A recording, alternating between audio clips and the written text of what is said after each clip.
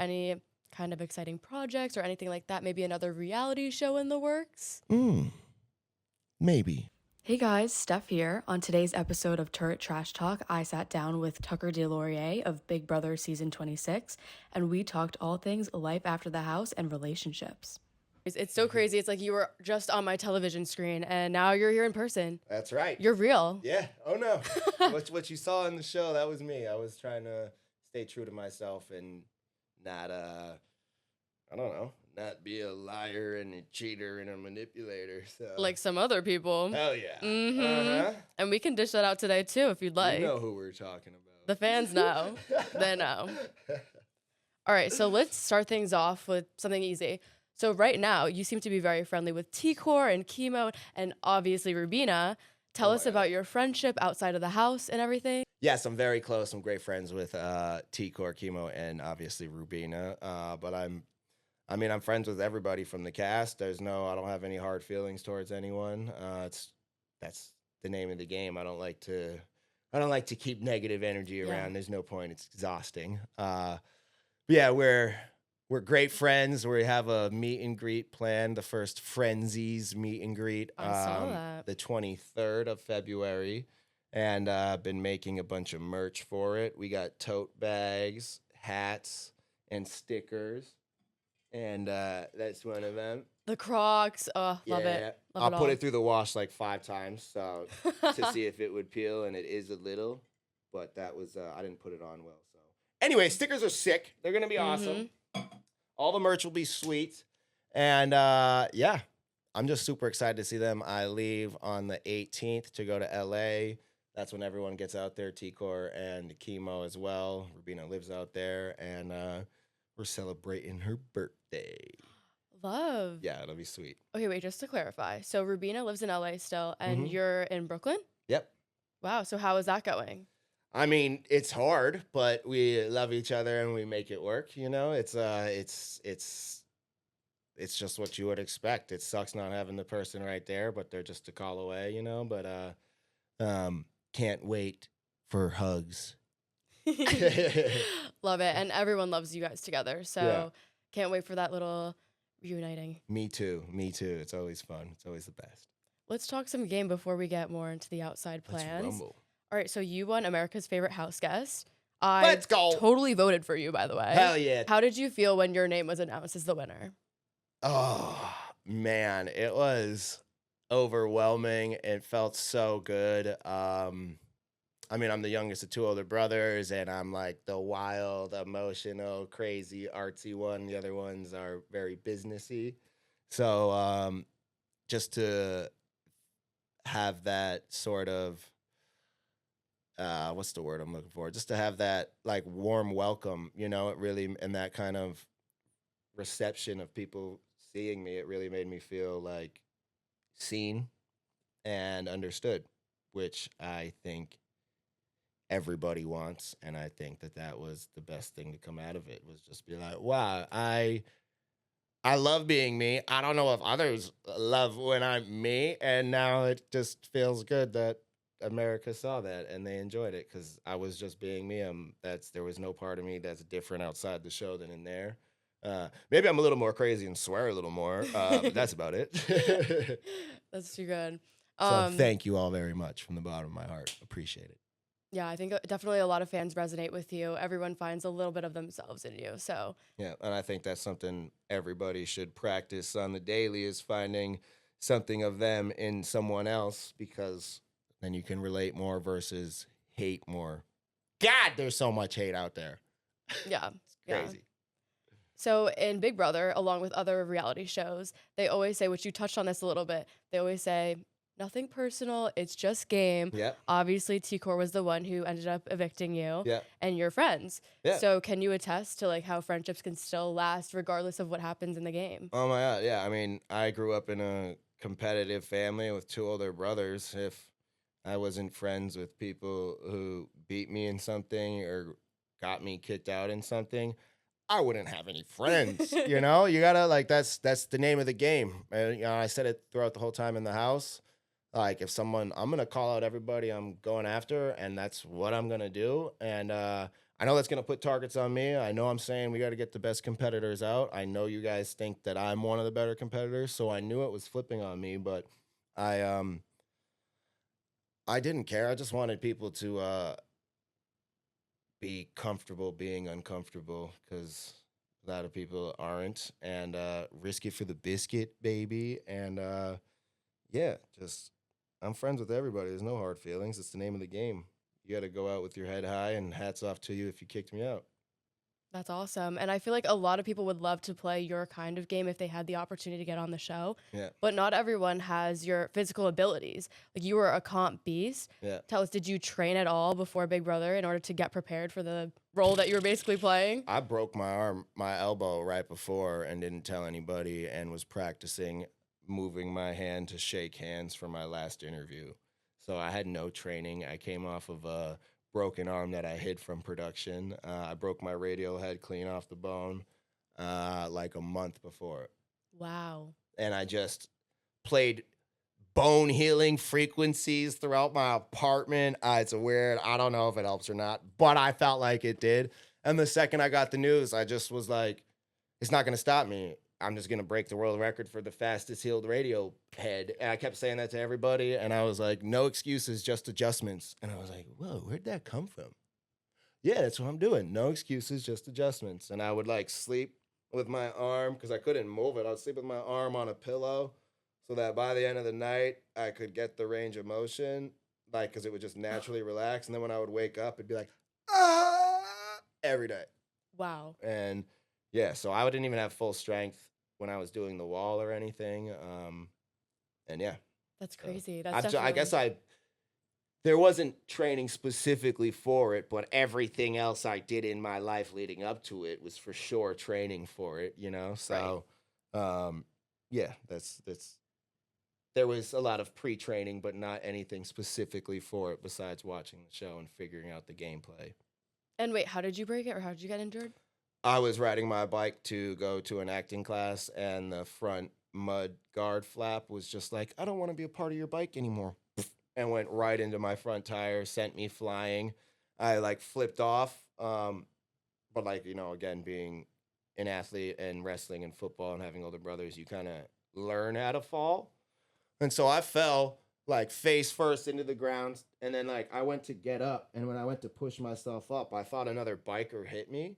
But my bike flew up in the air and landed on me. And when it landed on me, that's what broke my arm and pushed my head into the ground. And I had a huge black eye. Um, No. yeah, Wow. yeah. And then I was like sitting there for a minute. Everyone was helping. They were like, that was a bad crash. I just like ripped the thing off the front of my bike because I'm like, I got to get to class. And then I start biking and I'm just like, my arm is killing me. Oh my gosh. It just feels like a stinger. If you've played sports and you get hit really hard, like in football, they call it a stinger.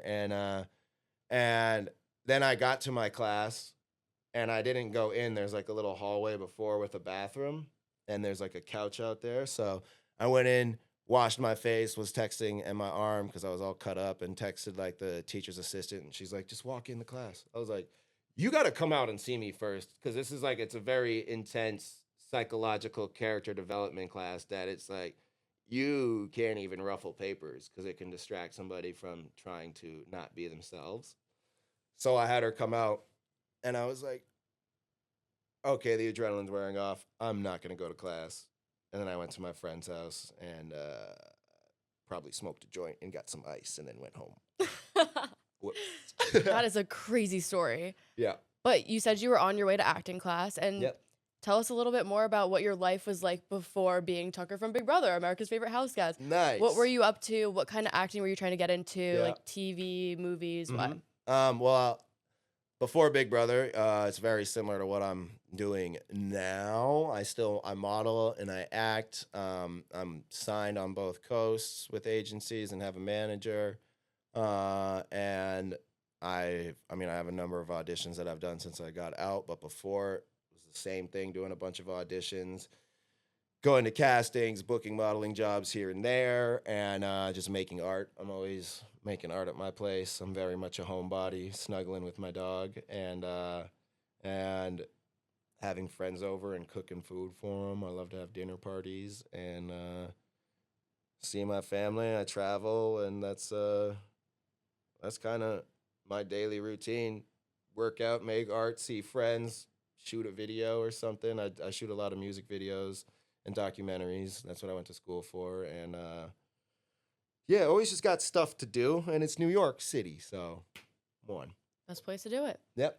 Tell me a little bit more about your art. I'm also an artist, so I'd love to Oh, hear more about what you sweet. do. Well, I made this necklace, Fun.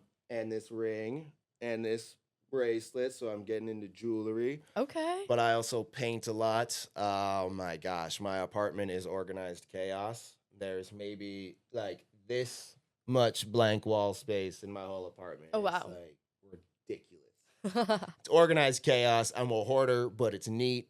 That's basically what the inside of my mind is like. Uh, and so I do a lot of like acrylic stuff. I paint on a lot of found objects and things. I also like doors sometimes have like that middle Yeah. just cut out. So Yeah. I made it so I had a middle cutout and I put my own wood design on the top so it looked like the door was dripping over that spot. Oh. And I'll send you pictures when I Yeah. get back. Send me a picture. I'm putting it in. Yeah, okay, yeah, no, I'll send you that. I got like a million things. So my shutters, I paint like I get these hand carved animals from Africa from J&S Imports by Union Square. And I paint drippy paints all over them. I've gifted them a bunch and stuff. So we have like a fun relationship. And yeah, always just turning someone's trash into art. Like Wow. aside from the hand carved stuff, because all the shutters and stuff I find in the trash, and I found like statues and a bunch of other random things. And I'm obsessed with rocks too, so I like polish rocks and tumble rocks all the time. I know it's weird. And you said that your brothers are mostly like businessy. So how Yep. did you get into that? I have no idea. Just playing around? Yeah, I have no idea. I've always, since I was little, loved it. I remember like I have in my apartment, I have like artwork from first grade still, and I remember like I sold my first thing of artwork in middle school. Um, and then in high school, I was in an experimental arts program, junior to senior year.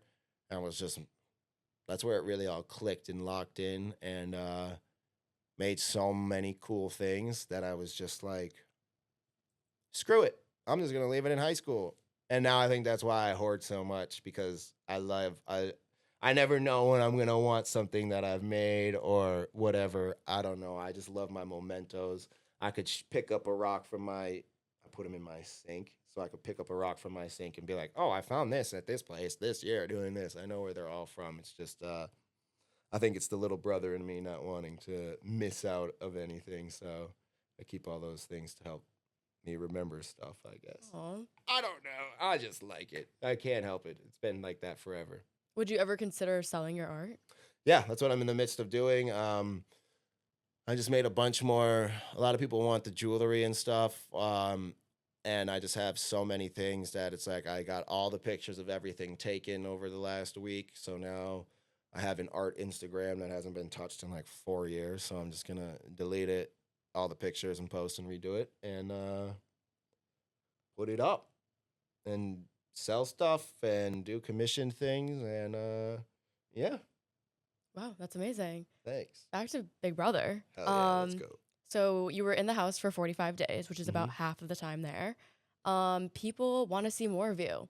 Is there any kind of exciting projects or anything like that? Maybe another reality show in the works? Maybe. Oh, I like that. That's not a no. That's not a no. It's not a yes. Wow. Okay. Interesting. Yeah. And you're into production and stuff, so do you think you would ever make a reality show? Oh, that's a fun question.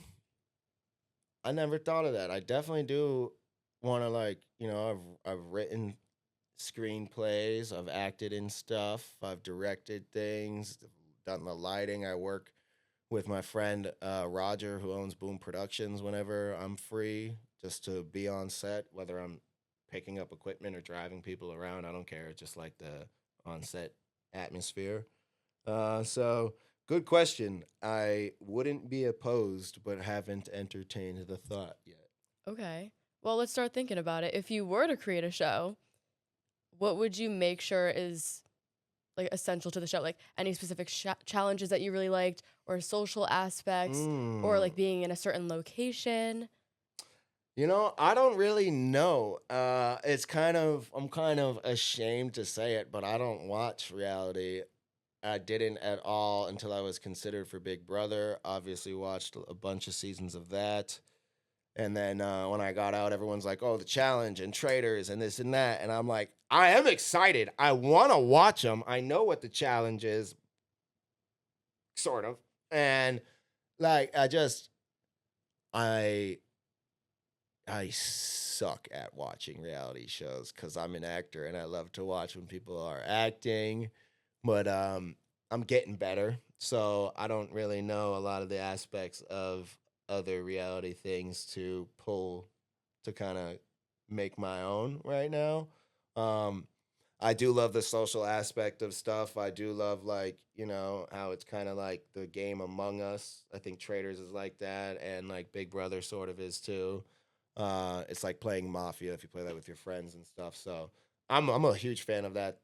Any kind of competition, either that or physical or mental. I like a mix of it all because I think it's just shows a more better rounded off individual, and I think it's a good thing for people to try to be, like have an even amount of everything versus crush it at one thing. But to each their own. Hmm. Do you think not having that reality background, even just watching it, helped you with your game in Big Brother? Yeah, well, what do you mean? Like just watch? How did watching Big Brother help me in the Well, house? like I know you watch Big Brother, but like there's a ton of super fans of Big Brother who go on the show and Yeah. are like, I know everyone's Oh yeah. strategy. I'm going to create my own. Do you think you not watching all the other types of reality shows really helped you like fine tune what you were doing for Big Brother? Yeah, in a way, yeah, because it was. I mean, I could see people that were trying to be whatever caricature that they were supposed to, whether it's like the villain or the good guy or whatever, or just like the quiet one or any of that. And I was just like, right before getting on the show, I was like, so, like, am I going to like do like an English accent the whole time in there and just like say like I'm Tucker from like Essex, like, and just do this the whole time, bruv? I was like, so I probably shouldn't do that. I should probably just like be me the whole time. So that's what I did, and I don't know. I think it did. I looked at when I was watching Big Brother. I was watching to see the challenges and just to see like what alliance is the most important. And I thought Mm. that was the final two. That's why I set that up with Joseph right away. Our thing reminded me of like Ian and Dan's thing, and yeah, I just think, I think a lot of people are trying to be somebody else and they're not comfortable being themselves, and that's a big issue. So I'm not like that. I was just gonna be me and interpret this my way. And so what if I lost and got out right away? At least I did it my way. So true. And you're friends with Cody Calafiore, but Yeah. you've never watched his seasons before going into the I house. never even watched his season before I went in the house either, because that's someone that I know and I could like I just knew if I watched him, and we're similar, maybe I'll try to do what he did, and I didn't want to be influenced like that at all. Yeah, Yeah. totally. And he was on Traders, so Mm-hmm. Mm-hmm. maybe that's your next step. Hey Cody, I need some pointers. um, let's talk a little bit about you and Rabina again. My love. Happy Valentine's Day, babe. Yes, it's Valentine's Day as we're shooting this. Yes, it is. Any plans today for Valentine's Day? Yep. Yep. Well, this isn't coming out right now, so she's getting flowers delivered, and we have a virtual date night plan that we're taking seriously. She's gonna have an outfit. I'm gonna have an outfit. We're gonna pick the same movie, start at the same time, and try to order the same food. It'll be cute. Oh, that is really cute. I know. I'm so excited. I can't wait. And then obviously after Valentine's Day, what are you guys up to besides the whole reunion with all your friends? That's as far planned out as we can get because there's so many things and like we're very amped for that. I'm sure shortly after hanging out, we're gonna hang out again. We Mhm. can't really go. It's like a month or so. And then Yeah. we're like, all right, like, we need to see each other. So it's been good. And I know you can't say too much, I guess, but would you ever consider doing Amazing Race with Rubina, like a Derek X and yeah, Claire? that would be sick. That would honestly be really cool. I remember I was asked about it like when I was 19 or something, and I was just like, okay, maybe. And then was like, nah. But I know the show, like I know the gist of it. I don't know a lot about it, but I was raised the best gift is the gift of experience, and like to travel and see other places is all I want to do. And aside from that, you get to go to like exclusive spots and also like do what the locals do. I love that. I love just being submerged in a culture and just like yeah, you just become part of their lifestyle. And I know Rubina loves it too. So if we could do that together, my God. CBS, figure it out. Make it happen. You heard it here first. So let's talk about you being a little bit of an influencer. You're getting all these deals and everything. Do you plan on keeping that up? How has it felt like the transition from the house to then being an overnight influencer, basically? Like, how was that? It's overwhelming for sure. I'm good at time management, but not getting out of the house because my sleep is still rough. Because you got to think I was going to bed at like 4 a.m. LA time, which is like 7 a.m. over here. And then like, yeah, you adjust back, but then you fly back over for finale, and then there's events and da-da-da. So this has been like the first real month where I can chill and like get back to sleep. So it's nice. And because I'm lacking sleep, I forgot what you asked. No, that's perfect. Just like the transition of becoming an influencer. Oh yeah, overnight. so it's a lot, but I love every second of it. I try to not let it overwhelm me. But it's, you're overwhelmed with love and support, so it's a good thing to be overwhelmed by. But I'm such a people pleaser that it's hard to not please everybody or not feel bad if I didn't answer somebody on time or somebody shared a picture of us and I missed it on my story, or because I really do want to share if they post it because it's fun. I love it. Like when I meet people, they'll be like, "Oh my God, can you do a video for my mom?" I'm like, "Yeah, but you better FaceTime her first." And yeah, it's always great. So I love it. It's a lot, but I wouldn't ever me saying it's a lot isn't a negative thing. It's like it's a lot, but I love it. I'm busy. I'm grateful for it, and I hope it continues. That's amazing. I've been loving keeping up with your stuff, by the way. Thanks. I have something I got to post right after this. I just remembered. Oh yeah, I'm gonna do a little post of me like, "Hey, like, look who's here." Yeah, hell yeah. But let's leave the listeners with some food for thought. If Okay. you were to give them just one piece of advice about basically anything, what would it be? Oh my God, love yourself. Who cares what other people think? If just be true to yourself. I think where everybody's very lost and quick to react and judge others without fully knowing them. It's like you can't have a real connection with somebody if you don't have a real connection with yourself. So don't be ashamed of yourself. Don't beat yourself up. You're a great, lovely person when you're being you. Don't try to be somebody else. You is what makes you unique. Remember that. That's a great piece of advice. Thank you so much for coming on. Oh my gosh, thank This you is so much for awesome. having me, Stephanie. I appreciate it a lot. Fangirling a little bit. Fanboying. No, stop. All right. That's a wrap. That is a wrap.